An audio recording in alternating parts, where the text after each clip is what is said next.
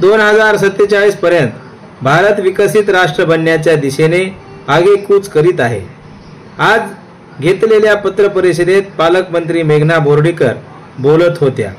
यावेळी भाजपा ग्रामीण जिल्हा अध्यक्ष संतोष मुरकुटे, महानगराध्यक्ष राजेश देशमुख, सुरेश बुमरे, बाळासाहेब जाधव, विलास बाबर, प्रभाकर वागीकर, सुनील देशमुख यांच्यासह पदाधिकारी उपस्थित होते। पुढे बोलताना बोर्डीकर म्हणाल्या, प्रधानमंत्री नरेंद्र मोदी यांच्या नेतृत्वाखालील केंद्रीय अर्थमंत्री निर्मला सीतारामन यांनी देशाचा 2025-26 वर्षासाठीचा महत्त्वाकांक्षी अर्थसंकल्प सादर केला।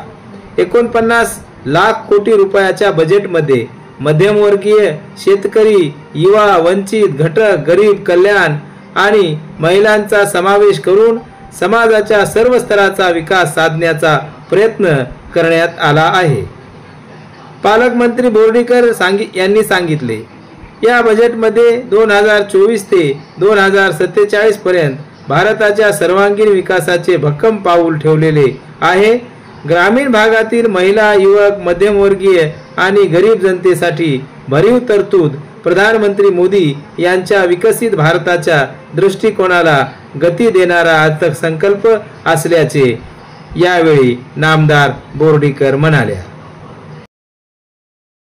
जनशक्ती पक्षाच्या तक्रारीनंतर प्रहार जनशक्ती पक्षाच्या मागणीला यश, मानव विकास सायकल वाटपाचा निधी इतरत्र वळवल्या प्रकरणाची चौकशी करण्याचे जिल्हाधिकारी यांचे आदेश।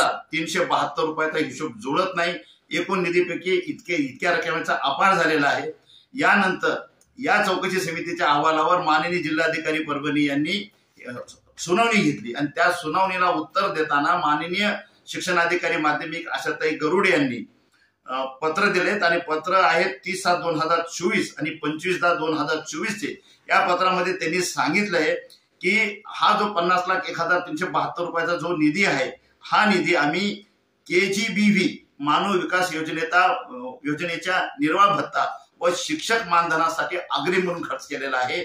नियम असा आहे की हे जे पैसा आहे, सायकलीचा जो पैसा आहे, तो त्या मुलींच्या खात्यावर डायरेक्ट जाणं अपेक्षित होतं, परंतु त्यांच्या खात्यावरती न टाकता यांनी हा पैसा वळवला। आणि धक्कादायक बाब अशी आहे की हा पैसा वर्ग करत असताना तत्कालीन जिल्हा परिषद CEO यांनी याच्यावर टिप्पणी दिलेली आहे।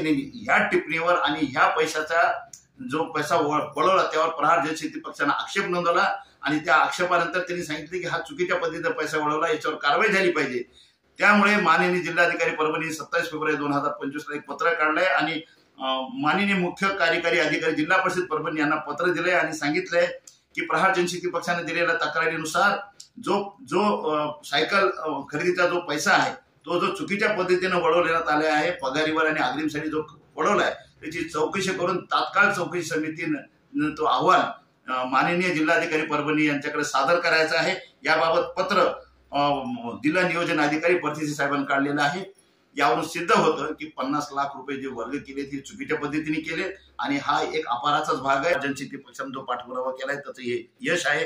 जेव्हा चौकशी समितीचा अहवाल पुढे येईल तेव्हा 50 लाखाचा अपार झाला हे सिद्ध होईल आणि जे याच्या ह्या कटात सामील आहे त्या सगळ्यांना फौजदारी गुन्हा दाखल करून त्यांना जेलमध्ये घालण्याचं काम प्रहार जनशक्ती पक्ष करणार आहे।